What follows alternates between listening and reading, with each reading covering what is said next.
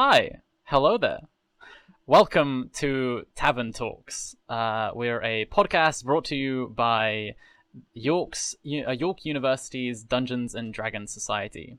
I am Rob, your co-host, and I'm joined by Rowan, my other co-host. And lastly, we have Brandon with us as well. How are you guys doing? We're pretty good. Yeah, pretty good. Standard evening stuff. Awesome. And full D&D boggling brain going forward. Absolutely. So we're going to start ourselves off by talking about D&D that we played. That's apparently what we do, right? Play D&D. Apparently so. I don't know what gave it away, really. You know. Who knows? Who knows? You guys play D&D together, right? Yes. Okay. So Rowan, you run that game, right? Yeah, the one we played most recently, yeah. Oh, okay. How did that one go? That one was chaos. That was every brand of chaos. I had one of my players make a magic item with multiple checks. His average for the checks was 39.5. Whoa. What level characters are these? Yeah. These are level 7. So, essentially, we were making an airship, and it's awesome. And we had multiple checks to make. And so, the artificer was the one primarily making it. And in terms of mechanics-y stuff, he got a lot of bonuses, like inspiration from the bard, guidance from our cleric, advantage from using help, and all that other fiasco. And it all just kind of averaged out, with as well as expertise in Tinker's Tools, to, an approximate 39.5. Wait, how did you get and a half? So we did four checks. Oh, I see. My bad. Yeah, 4 checks, they all averaged out to 39.5. 39.5. So you put a level 7 artificer with all of those buffs into making something, it gets pretty nutty. Yeah. His minimum bonus that he was getting to his roll was 18. Yo, what I did not plan DCs above 25. What was the highest check that they, like, the highest value that they got? Oh, I think the highest was 46, a 42. wasn't it? No, 42. Wow. Somewhere in level there. characters. Somewhere. Yeah. Somewhere in that. That's amazing. So you guys have that game that the two of you are in. Do you guys play games where it's not the two of you? He does. Technically, I do have one, but we haven't played in a while because, Christmas and whatnot. Yeah. But what happened last time was essentially, it was the introduction of another set of characters, because they didn't have enough people at the start, so brought some more people in, and that included me. A lot of sort of chaotic energy just emanating from the entire party, but it was your standard like campaign setup sort of thing. But then at the very end, because we're all so chaotic and we won't do anything unless we get paid for it, we essentially decided to say, screw it, let's go fight God. Like, quest 1, go help escort this noble person's kid. Quest 2, kill God. Wow. That's a pretty big leap, I gotta say. Yeah, it's a big leap, but, comedy! Yeah. Fairly reasonable progression. Fairly reasonable progression. Yeah. Fairly reasonable. Now, I haven't played D&D in a while. The last game that I played was the charity stream, I think, that we had for the Society. That was good fun. I did not realize how squishy level 5 characters can be. Because I thought a Githyanki Knight was going to be something that was easy. That was just, trivial. No. Apparently not. No. No. Apparently, a Githyanki Knight is more than a match for a 5th level fighter, which is new news to me. Yeah. Well, it's also always the joy of one-shots. Every character's way more squishy in a one-shot because people will play something they haven't figured out how to break yet. Exactly, yeah. So, yeah, one-shots can be those kind of things where, you just want to try stuff out. Especially with that is, even from, behind the screen, I was definitely just trying out running an adventure in Alloy.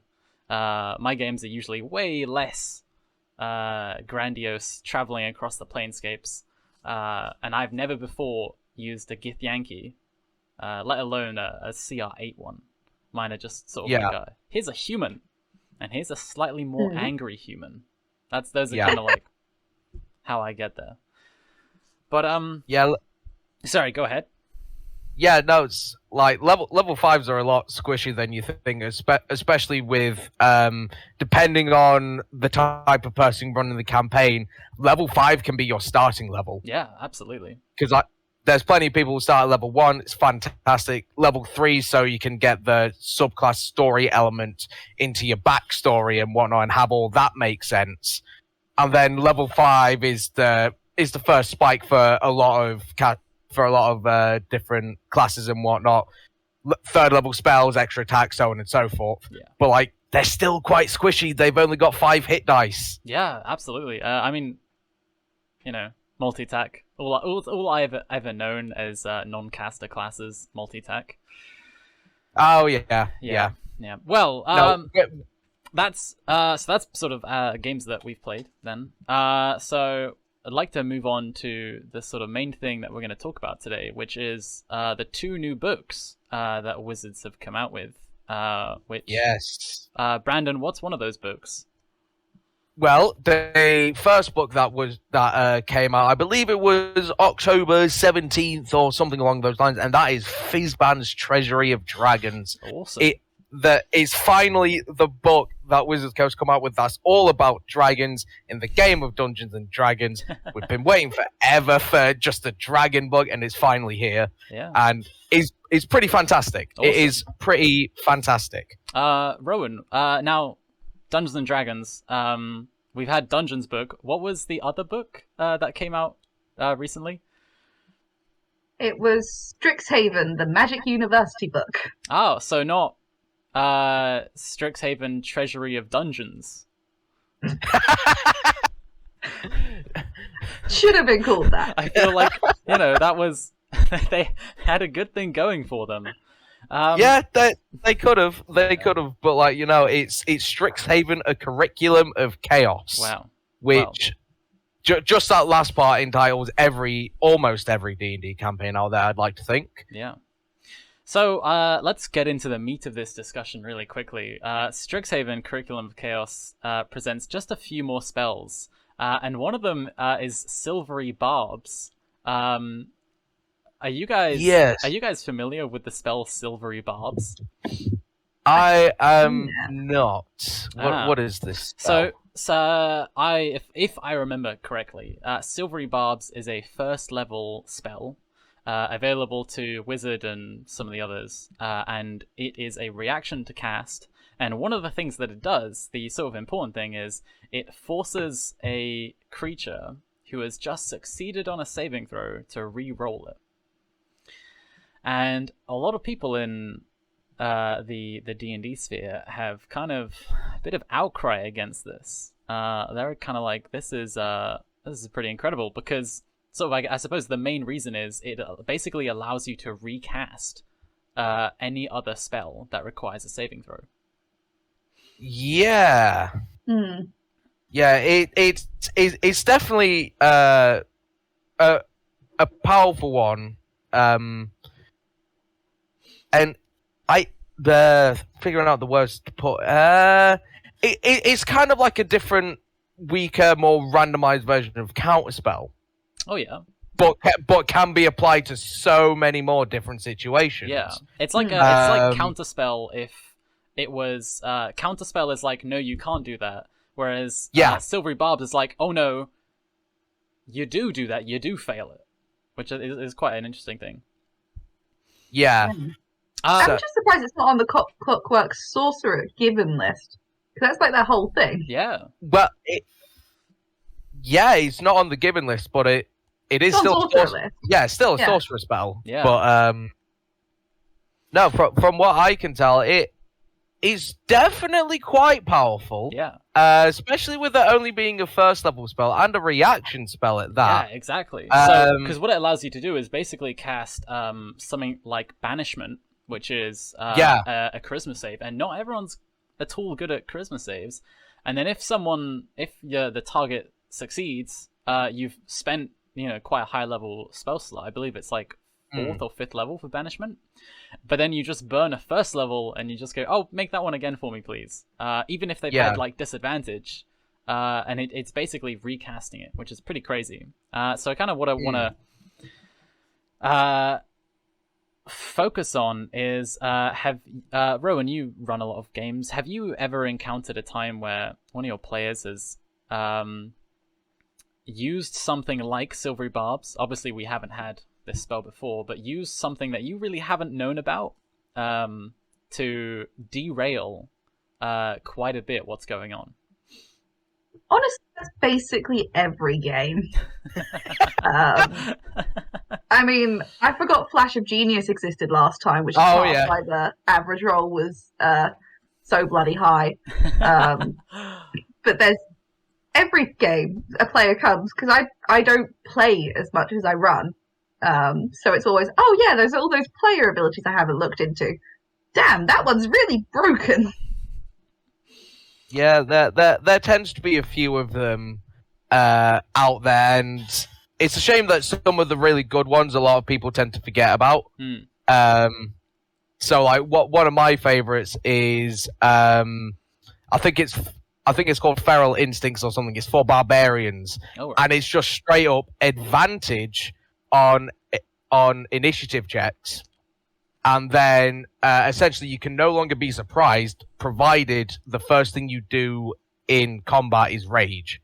Wow, that's really good. That's so cool. There are a lot of like sources for spells. Like we're talking books, and this is something we might talk about a bit later. But do you guys restrict your players? I mean, I say this is mainly for Rowan. Do you restrict your players on what spells they can take from what books? Like, do you say like, oh, it's PHP spells only, or do you just kind of go like, I don't really care, spells are spells? Yeah, I'm a very open DM.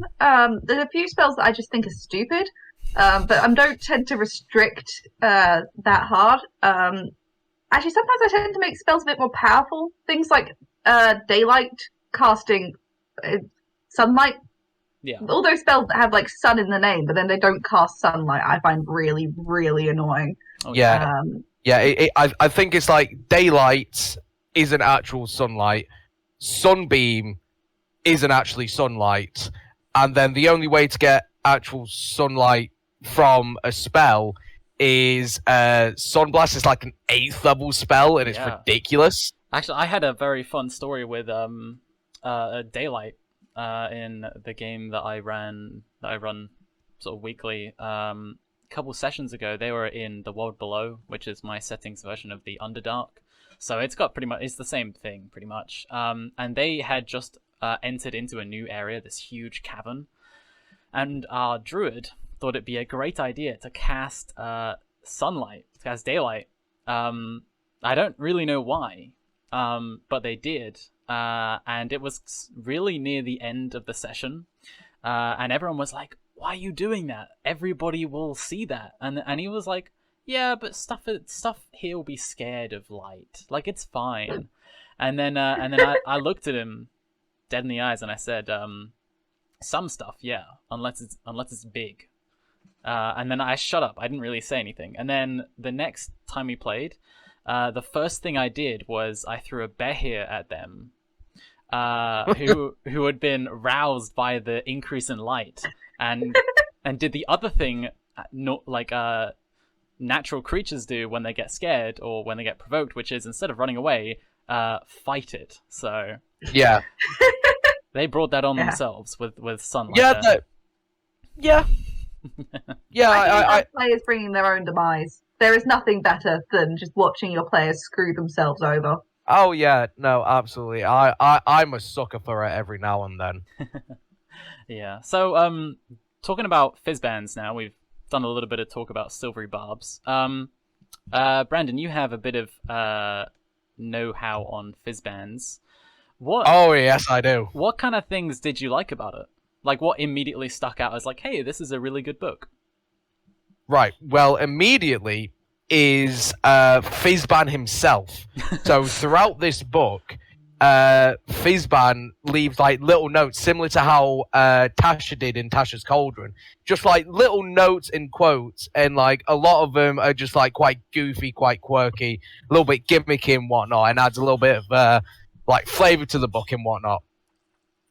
But on top of all that, like the obvious thing is just the fact that of dragons. Like there's a lot of dragons now.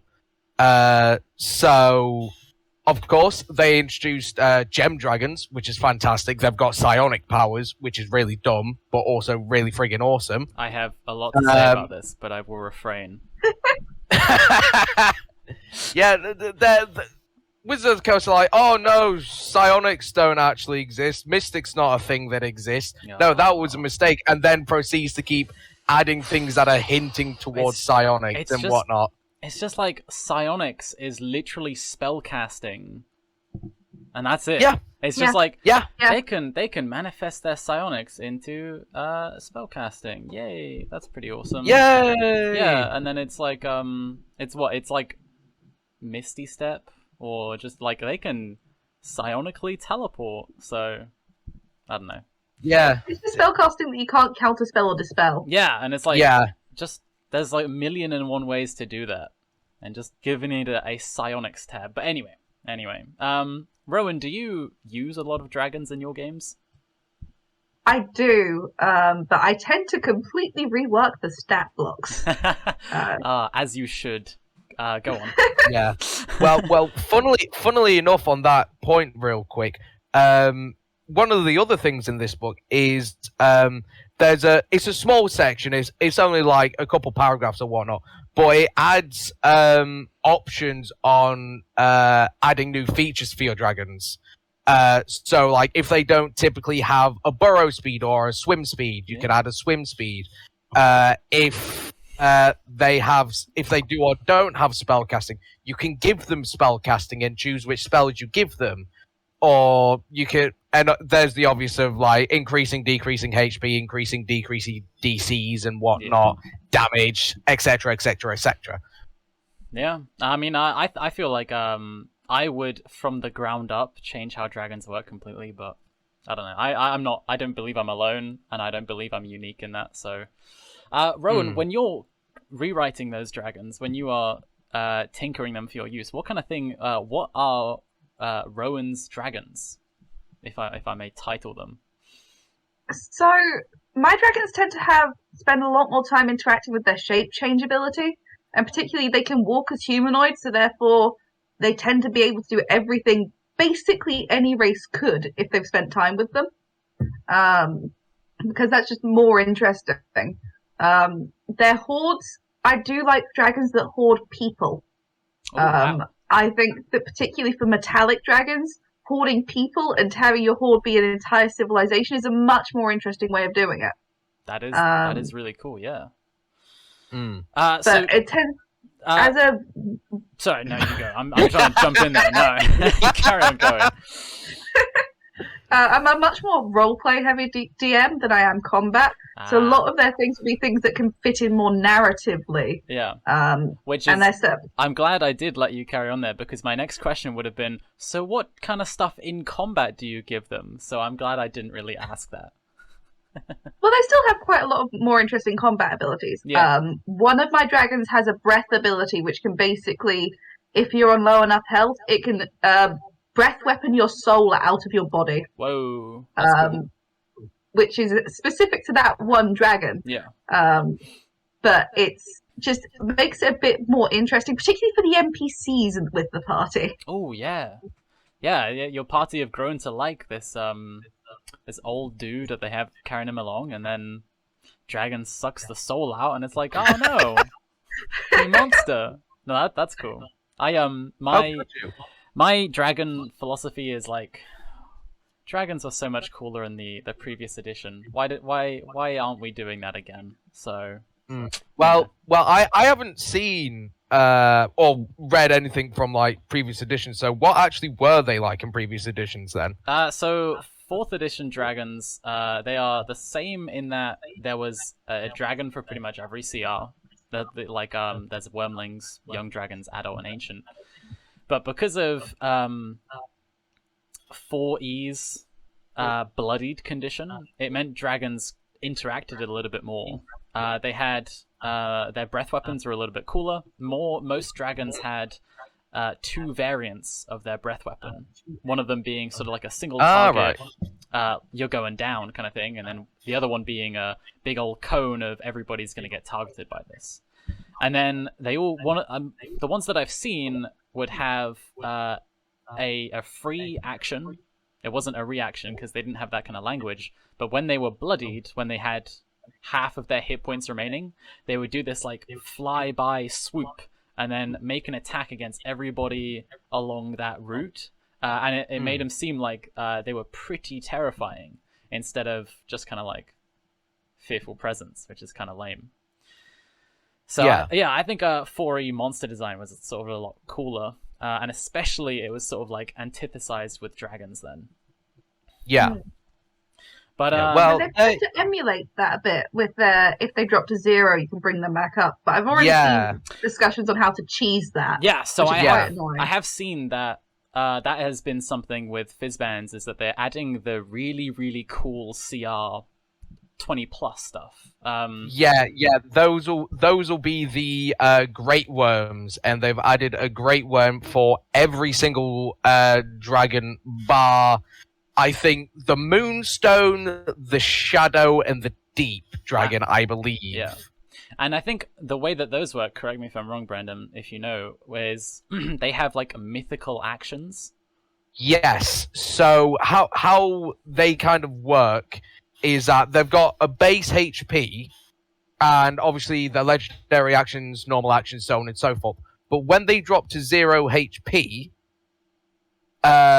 this like special ability is named differently for each dragon.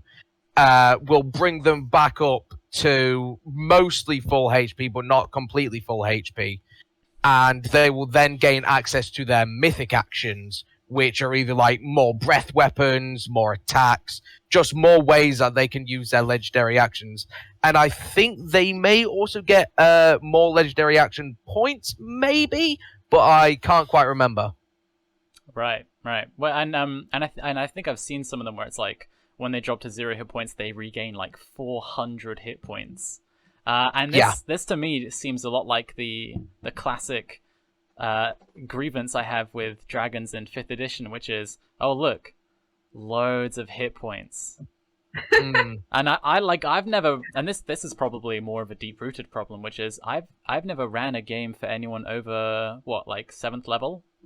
So I don't really know this kind of tier of play where maybe 400 hit points is nothing. Maybe that's 3 turns of combat, but I don't know. Yeah.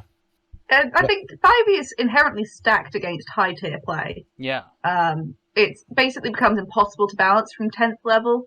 I tried doing a 14th level one-shot once and had like a dozen gladiators, and my players were able to get rid of all of them within like 2-3 rounds. Yeah. So 400 hit points for a high tier of play actually does seem like it's probably child's play. Yeah. And so I sort of feel as though when if I have a long-running adventure, a series of adventures, and if I get to a certain level, sometimes I feel like I don't really want to keep playing anymore because I don't know if I can challenge people well enough at that kind of level. Yeah.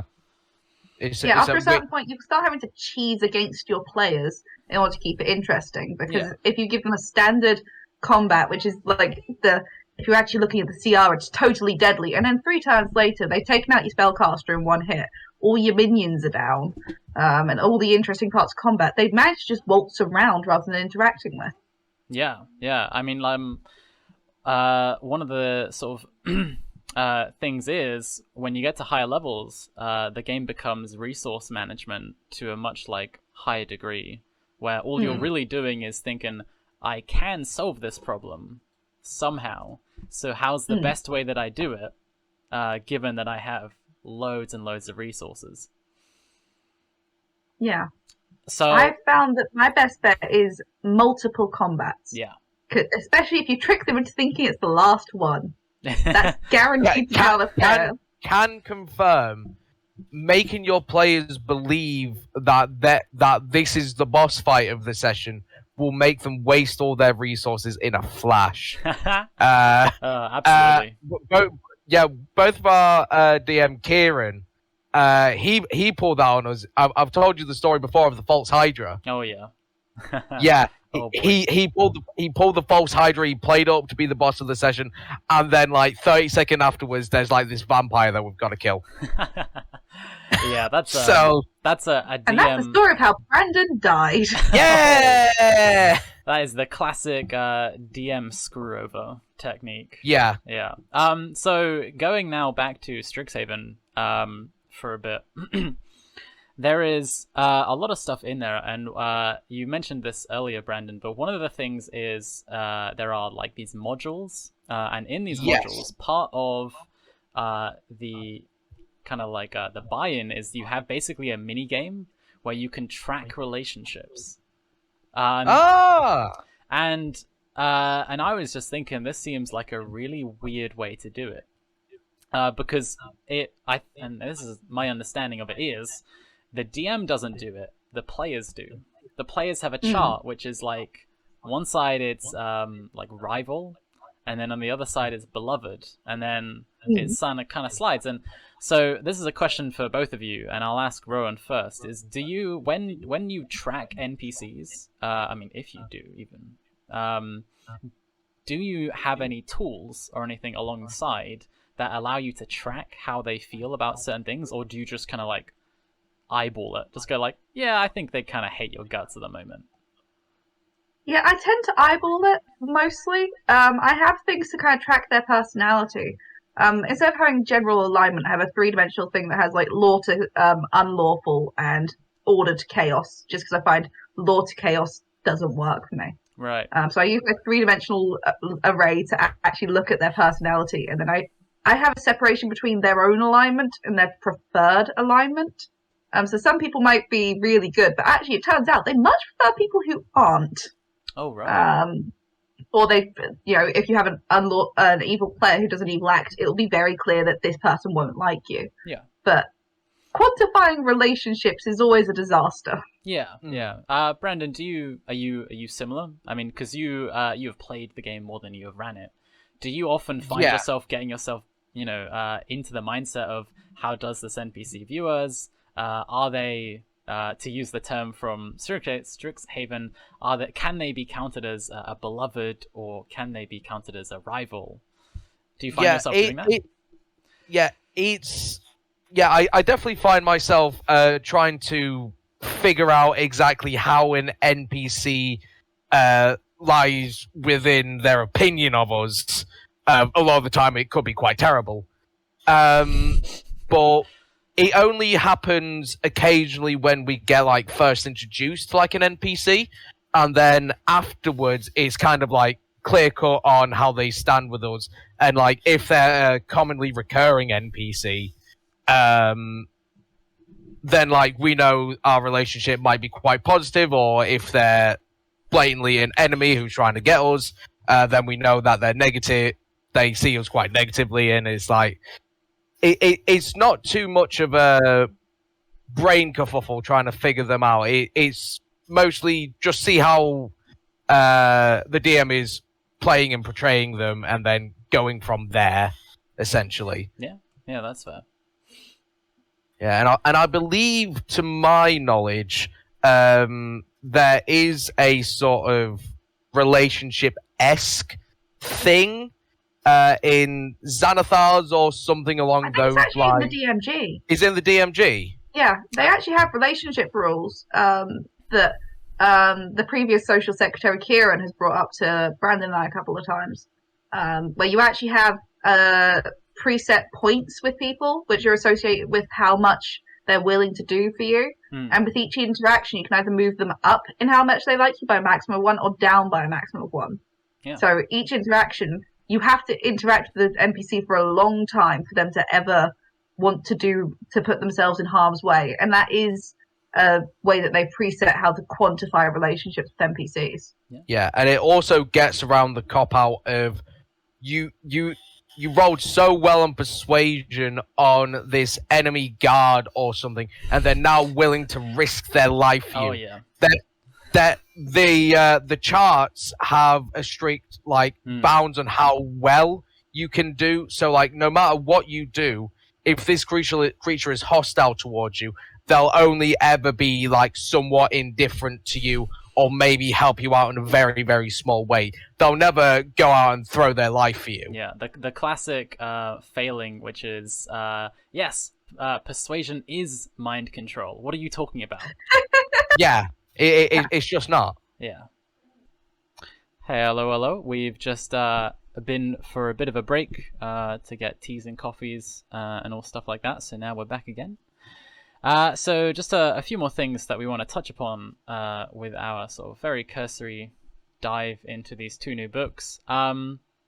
Is the first thing that I want to talk about is there are a lot of new races and a lot of different options, a lot of variant stuff that have come with these two books. And so I want to ask you guys, do you feel like do you feel like there's a lot of stuff? There's a lot of content for players. There's a lot of choice that they have, and do you think that's a good thing? Oh yeah. So just like over all the books in general, there's been so many new race options, and obviously they introduce UA every now and again, and then some of those class options or race options, so on and so forth, get introduced into the next book, which is one of the things that happened for Fizband. There was a dragon-orientated UA, which introduced a couple races and some subclass options, and basically all of those got introduced into Fizbands, which has been very cool. So they added, they separated the Dragonborn into 3 separate Dragonborn now, since Gem Dragons have been introduced. There are now Chromatic Dragons, Gem Dragons, and Metallic Dragonborn. And each of them are like quite similar to what the base Dragonborn was, but they've been buffed in multiple different departments. Yeah. So, just as an example, the Chromatic Dragons, they still get all their damage-resistant stuff and whatnot, but their breath weapon has been incredibly buffed. So, instead of doing D6s before, each breath weapon now does D10s. Wow. Which is very nice. Yeah. Still the same DC and Constitution modifier, proficiency bonus, and all that stuff. But the scaling for the damage now scales the same way that cantrips do. So 2d10 at level 5, 3d10 at level 11, and then 4d10 at 17. Yeah. Just if I may jump in and interrupt here a sec. It seems obvious that the Fizband's Dragonborn are by and large better through sheer just dice, better than the PHB Dragonborn. Do you... how do you feel about that? Do you think that's a bad thing? Or do you think that if someone plays a Dragonborn, they are going to default to Fizbands? I love the fact that they have been like incredibly buffed, and they are just default better than the PHB version. But that also means that I'm almost certain whenever someone chooses to play a Dragonborn, they're just going to default to the Fizban's version, because it's got everything from the PHB version and then some, as well as a few buffs here and there. Yeah, because it's interesting that they have basically almost replaced it. And I don't think they have. I don't think they've said this Dragonborn is better than the one we set out several years ago. And that might be something that we see in whatever new iteration of these source books that comes out, is whether they just replace the PHB Dragonborn, or whether they just replace the D6s with D10s. I'm interested to see that. Yeah. And so, Rowan, do you think that there is a lot of stuff that's come out? And do you think like what I want to know is, are there any books that you are gonna say that you don't want to be played? So some of the new things, mostly the Fizband, Strixhaven, all seems pretty solid. So all the stuff actually that's come out, things like Dampier and Hexblood that kind of make me go, oh, okay, right. Had a player who's just brought in a Dampier, and a lot of those are actually very potent, depending on how you build them, and very open narratively as well, which can be great, but can also. I'm always on the lookout for players who are going to cheese, because I have a couple of players, hi Brandon, who are natural cheesers. I would never. I don't know what you're talking about. So I think the actual dice stuff for the breath weapon of a dragonborn I actually quite like. Yeah. I like that it's actually feasible to use, because I find that any dragonborn I've ever had, they never used their breath weapon previously, so at least it'll be usable. Yeah. And because with all these spells added with like Strixhaven, like Silvery Barbs, and there are a few feats that have been added, which are like initiates to different schools. Like I am certainly thinking that there is a fantasy that is being portrayed with like Strixhaven. You know, the fantasy is basically Wizards of the Coast Hogwarts. I was quite happy to see that. Oh, I feel like I've insulted Brandon there. A little bit. Like, you're not wrong about the D&D Hogwarts thing, but I have a towel to toss in on that point. In my personal opinion, I think it's less Hogwarts, but more just like a straight up Magic High School anime thing. Oh, that's okay. Because do you think it's more like the anime kind of thing? Like, is that the sort of like craziness, or like high school? Yeah. Okay. Yeah, it's definitely more of the anime stuff, because there are some ridiculous things in Strixhaven that you wouldn't really find in Hogwarts or something. So, just as a fair example, there is now a dragon called Quandrix. All right. And Quandrix is a special boy, because he is essentially a math dragon. Wow. That's cool. Oh yeah, they have a college of mathmancy, don't they? Like a college dedicated to doing... That's crazy.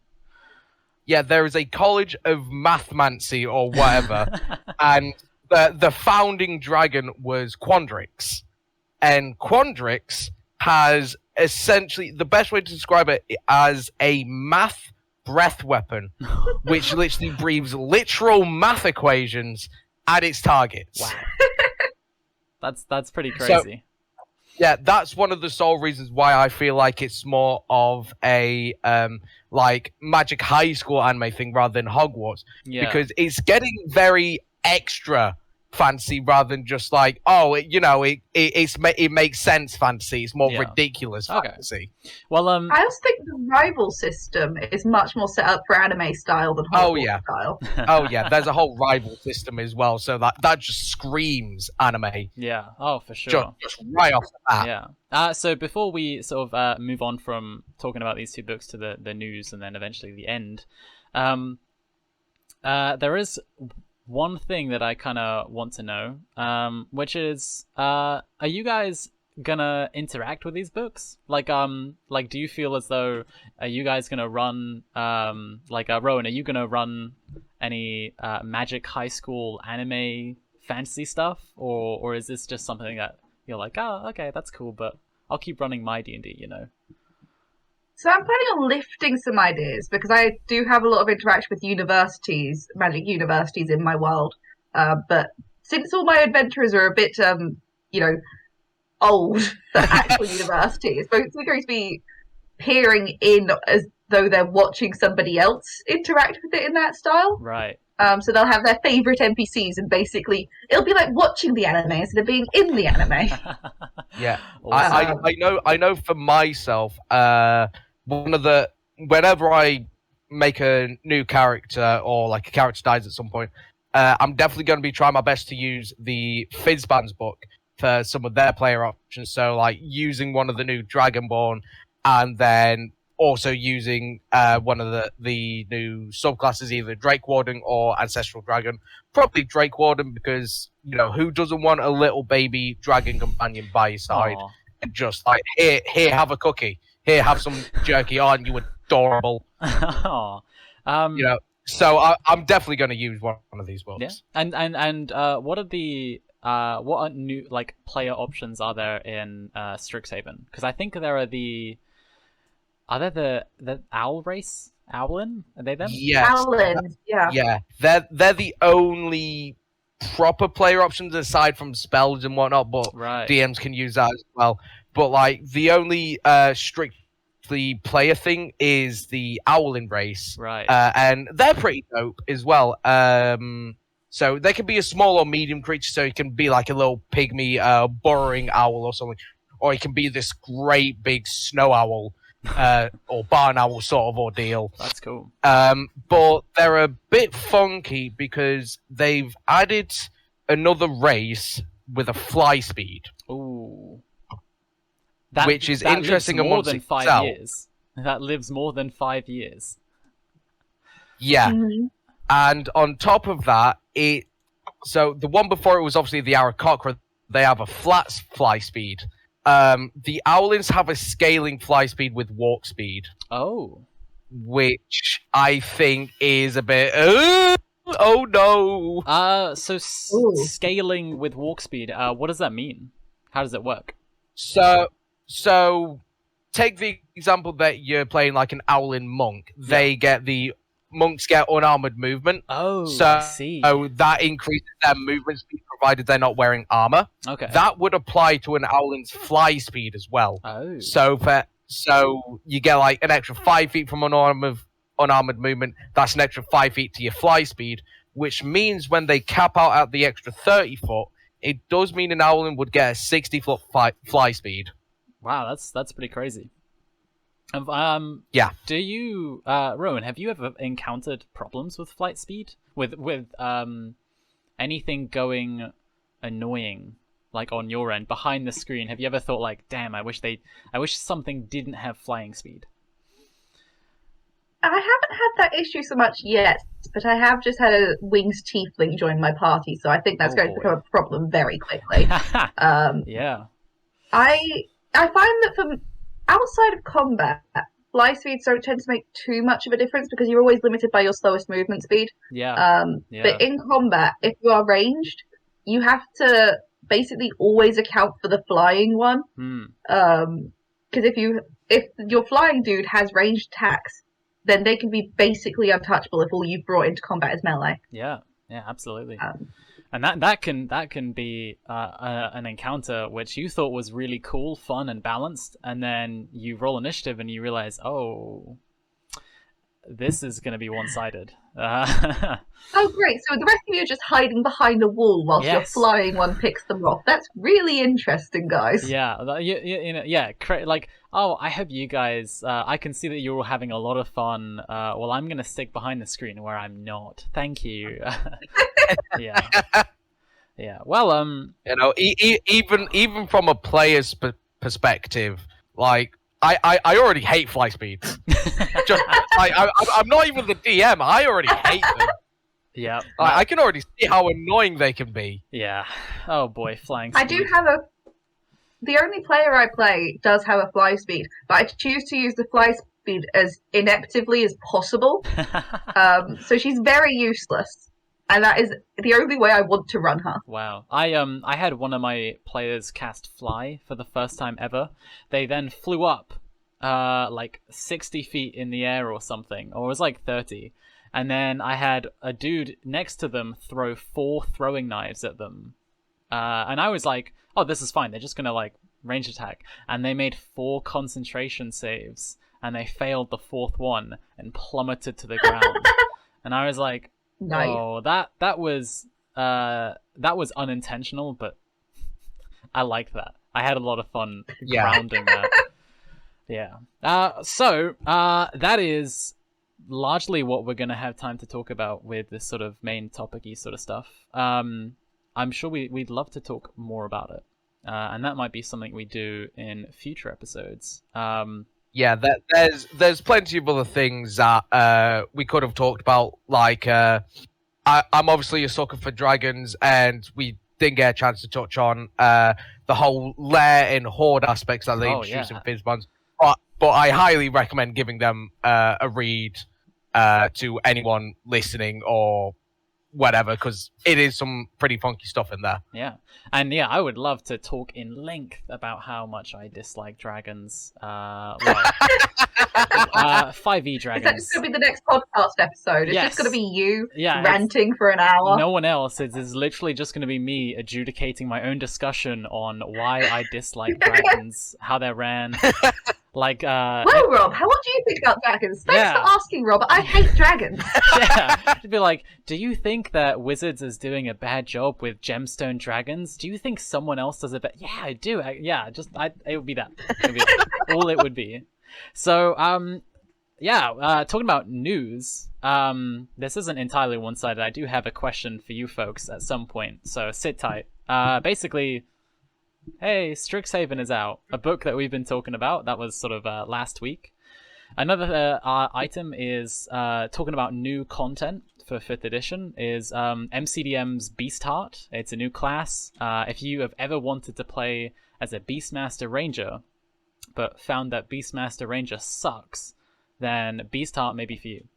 Arcane Ugly. This is a thing which is not 5th edition Dungeons and Dragons. It's a TTRPG that's been developed by an Australian dude called Trent at miscast.com, I think. So he's released Arcane Ugly sort of in the last few weeks or months. Go check that out. It's very like whimsical. It's very like, well, something crazy has just happened, and Arcane Ugly, it's kind of in the title.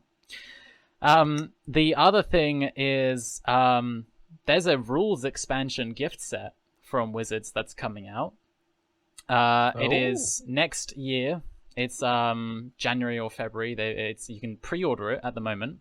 It's got 3 books and a DM screen. It's got Monsters of the Multiverse, Xanathar's Guide, and then Tasha's Cauldron. Have you guys heard a lot about Monsters of the Multiverse? This first time I've heard about it. Wow, okay. Monsters... Sounds like the Doctor Strange movie. Man, that would be pretty cool. So it's their new monster book, basically. I think they're taking a bunch of monsters that they've previously made and like updating them, and then they're making more monsters. There's a new style that they've got coming out. We've seen it with the 2 books, and then Wild Beyond the Witchlight as well. We've seen their new monster design come out, and basically that's just a trial for Monsters of the Multiverse. So that's coming out next year. You can pre-order it. I don't think I will be as much, because I really want to have a look at Monsters of the Multiverse, because I really like me that monster design. But I'm a little bit concerned from a consumer that I don't really know if Monsters of the Multiverse will be out individually. And for folks who have already got Tashas and Xanathars, or who don't want to get them, they might have to just suck it up and spend sort of pretty much what is effectively going to be over £100 on one book, and then 2 that they don't want. So that's a big thing coming, although people probably know about that. And now a little bit closer to home in our own society, we've got York's Adventurers League, which will be coming up in the new year. The second week back is when we're going to start. But for those listeners who aren't really involved with the society, that kind of means nothing to you. But for those who are, kind of watch the space, we'll be getting more updates as we, the team, work on it. And that's it for our news section. Everything else, I'm sure there's other stuff happening, for sure. I gleaned this stuff from Twitter pages, which is all very fun. So if that is all you guys want to discuss, and I'm gonna wait for a little bit of a nod from you guys, or a shake of the head alternatively, but all right. In which case, thank you all very much for your time. Thank you to my co-host Rowan. Thank you for Brandon for sort of coming along, talking to us for a bit. We'll have you on again. Always a pleasure. Awesome. So we'll be back in a fortnight's time to talk about something else related to our wondrous and fantastical hobby. It might be dungeons, and then we can talk. We can have this one as the dragons episode. The next one is the dungeons one. We talked a lot of dragons this time. Maybe did. the next one will be the dungeon one. Indeed. And then we have to cover the and. Oh yeah, no, we've got to come up with an and episode. Yeah, we do need an and episode. Well, that'll all be figured out in the meantime. So thank you all again for coming. We've been your wondrous hosts. Take care, folks, and we'll see you then. Bye-bye. Bye-bye.